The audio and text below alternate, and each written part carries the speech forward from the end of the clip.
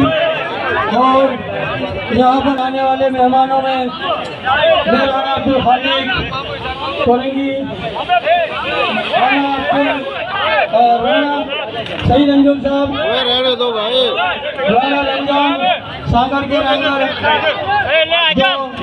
आदम से तस्वीर लेके आए हैं, राणा रंजान और मोहम्मद अयूब साहब और उनकी पूरी काबीना जो यहाँ पर आई हुई है।